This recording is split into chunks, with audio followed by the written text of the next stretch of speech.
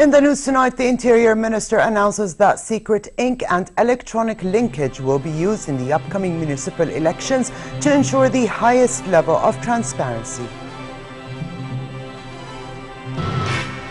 The Palestinian president holds talks on Mideast peace with the French foreign minister in the West Bank, while in Amman, the foreign minister reiterates Jordan's position in support of a two-state solution. And Syria counters accusations that it killed hundreds in a nerve gas attack by saying its soldiers found chemical weapons in tunnels that were used by rebels.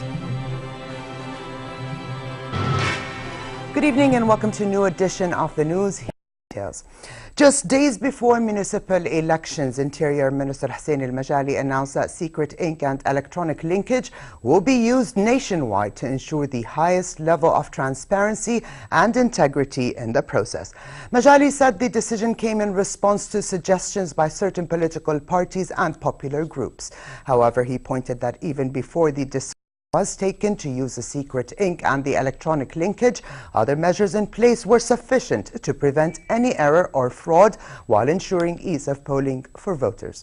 Minister of Municipal Affairs Walid Al-Masri said voters' lists were issued by the Civil Status Department automatically without voters having to register in person, setting a precedent in this year's elections, saving people time and effort. He also said that members of the army and public security apparatus, as well as expatriates and government employees involved in the process, making up 35% of eligible voters, will not be allowed to take part in the process. The elections take place on Tuesday, and the day will be a public holiday. In the West Bank city of Ramallah, Palestinian President Mahmoud Abbas held talks on Mideast peace with French Foreign Minister Laurent Fabius. Negotiations between the Palestinians and Israelis were renewed last month after a 3-year standoff over Israeli settlement expansion in the West Bank and East Jerusalem. 3 rounds of talks have been so far, the last of which took place on Tuesday. Speaking at a joint news conference with Abbas, Fabius said that while developments in the region are tough, the Palestinian-Israeli case remains the core one in the region. Today there is a dialogue about what is happening in the surrounding countries, where there are sometimes tough and violent developments in the tragic conflict in Syria, the situation in Lebanon, and what is happening in Egypt and in other countries. All these catch the media's attention, but the Israeli-Palestinian case is the core one in this region, and it should be solved in a peaceful way. Here in Amman, meanwhile, Foreign Minister Nasser Joudi reiterated Jordan's position in support of a two-state solution to solve the Palestinian issue, asserting that the creation of an independent Palestinian state is crucial to end violence in the region. Joudi was speaking after meeting with Palestinian Chief Negotiator Saeb Erekat, in which he echoed His Majesty the King's position that the Palestinian issue is the central issue in the region, despite any developments that may take place. Solving the conflict would come only with the establishment of an independent, viable and geographically connected Palestinian state. Erekat, for his part, said Jordan will play a major role in any final settlements in the negotiations. عندما نتحدث عن مفاوضات وضع نهائي. When I speak of final state negotiations, Jordan's borders, security, water source, its connection to and refugees are all in question. So, on behalf of the Palestinian leadership and President Mahmoud Abbas, we announce that we will not receive any paper, no matter what it is from the Israeli side, without showing it to our brothers in Jordan. And we will not give a final position to the Israeli side without the agreement of our brothers in Jordan. After 4 days of closure, Egypt today reopened its border crossing with the Gaza Strip, allowing stranded passengers to cross in and out of the Palestinian territory. Egyptian authorities opened the Rafah border crossing for only a few hours a day to allow those who have an urgent need to travel. Egypt has limited the number of passengers from 1,200 to only 300 since July 3rd, when the Egyptian military dismissed Mohammed Morsi. Thousands of Palestinians, including students and patients seeking medical treatment, have been unable to travel to Egypt since the border crossing was shut, while hundreds wanting to return home have been stranded outside the Gaza Strip. Lebanon held funerals for those who died in a twin explosion in Tripoli yesterday amid high tension on the streets of the northern city. At least 42 people were killed when bombs hit two mosques just after Friday prayers, with Lebanese media putting the death toll at 45. The apparently coordinated blasts were the biggest and deadliest in Tripoli since the end of the civil war. No group has claimed responsibility for the attacks. And Jordan has condemned the terrorist attacks in Tripoli. Government spokesperson Mohammed Momani said the attacks are proof that terrorism has no religion. Terrorism, he added, is the biggest threat to regional and international peace and security and must be combated by all. Momani stressed Jordan's full rejection of all forms of violence and terrorism and voiced solidarity with Lebanon in addressing all threats to its security, stability and unity. He also offered condolences to the families of the victims and wished the injured a speedy recovery. Syrian state television said soldiers chemical materials in tunnels that were used by rebels and rejected blame for a nerve gas attack that killed hundreds this week. State television said the soldiers came across the chemical agents during an advance into the Joba district, adding that in some cases soldiers were suffocating and ambulances came to their rescue. The Syrian government and the rebels continue to blame one another for several previous reported cases of poison gas attacks, and both deny responsibility. Here's more. According to the Syrian state television report, soldiers discovered a cache of gas masks and important pills used to ward off exposure to chemical attacks. من منطقة جوبر في ريف دمشق التي دخل إليها الجيش العربي السوري وعثر. The army have entered the tunnels and found chemical agents written on them made in Saudi. In some cases, the soldiers were suffocating and ambulances came to rescue them.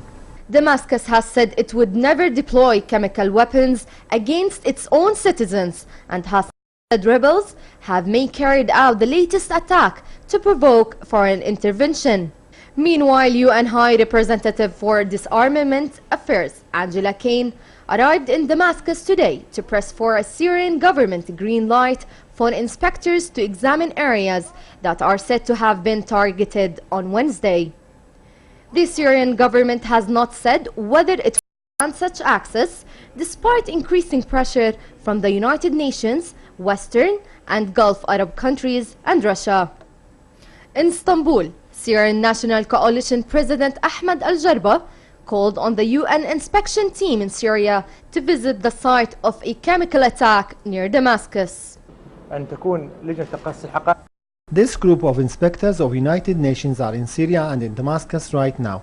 We want this inspection group to go to the scene of chemical attack, which is just a couple of kilometers away from Damascus. Jarba was speaking at a joint news conference with Turkish Foreign Minister Ahmed Davutoglu, who said the news reports that the opposition were preventing the inspectors from visiting the site were false. The United Nations officially asked the Syrian regime to allow them the inspection. There are some news stories claiming that the opposition does not want the inspections. However, the Syrian National Coalition has asked many times for the inspections, and this is why al-Jarba is in Istanbul now. Yesterday, Washington said it is repositioning warships in the Mediterranean, although officials cautioned that Obama has made no decision on any military move. Hiba Al-Artoum for the news at 10. On the ground, meanwhile, the fighting continues. Video footage uploaded to the internet showed Syrian rebels purportedly downing an aircraft over Damascus 2 days after an alleged chemical attack near the capital. Further video footage purports to show rebels shelling and hitting a tank by Syrian government forces and being shelled themselves by government forces.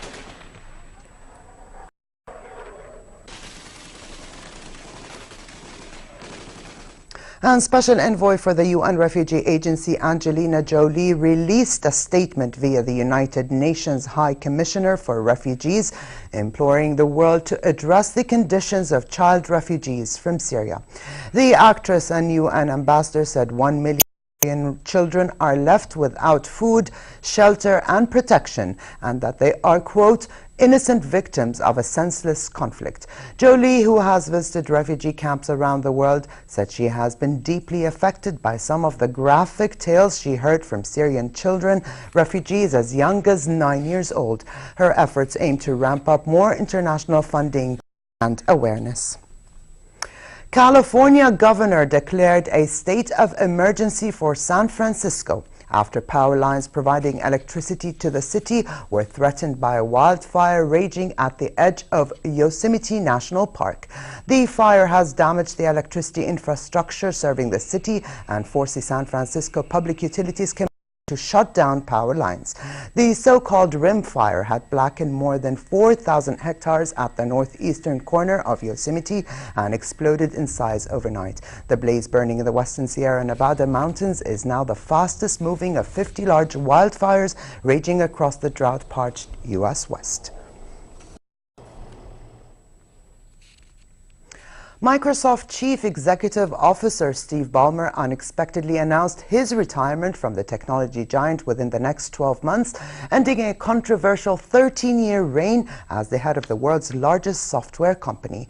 His exit has sent the company's shares up 7%. Ballmer left just after the company announced a major reorganization and delivered an earnings report that showed across-the-board weaknesses in the business.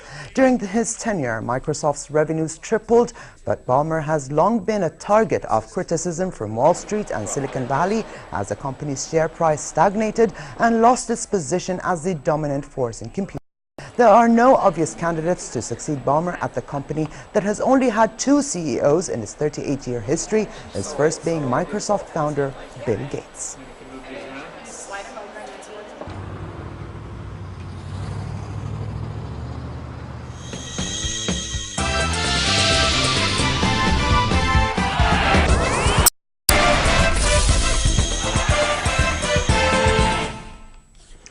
Champions Barca will travel to play Malaga tomorrow, but without World Player of the Year Lionel Messi, who is recovering from a bruised left thigh.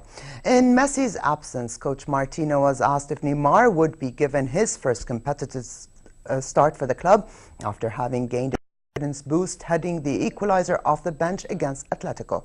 But Martino said he does not share that idea and called for patience to let the 21-year-old find his feet in La Liga. He added that there were Xavi, Iniesta, Fabregas, Sanchez and Pedro and many more players to expect Neymar to automatically be in the starting lineup. Also missing for the next 4 months is Ibrahim Afellay, who had surgery. Barca hosts the Super Cup return leg against Atletico Madrid this coming Wednesday.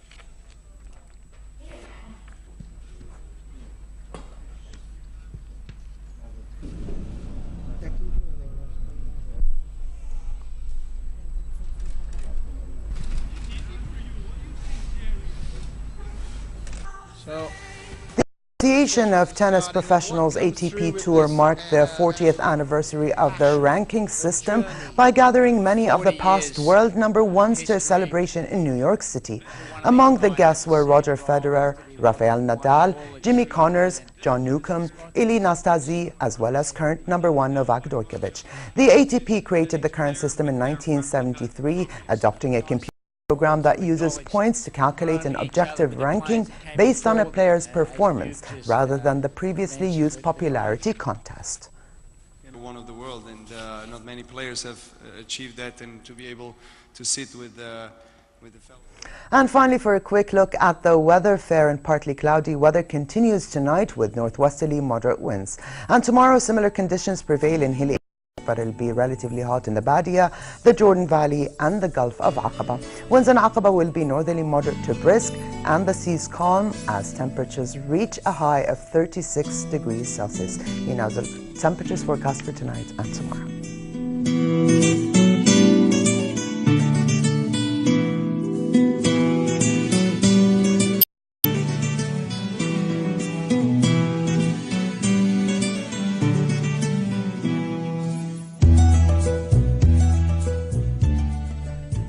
And to close, this reminder of the day's top stories. The Interior Minister announces that secret ink and electronic linkage will be used in the upcoming municipal elections to ensure the highest level of transparency.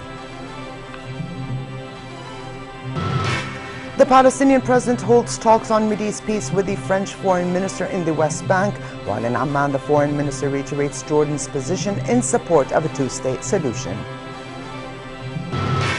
And Syria counters accusations that it killed hundreds in an attack by saying its soldiers found chemical weapons in tunnels that were used by rebels.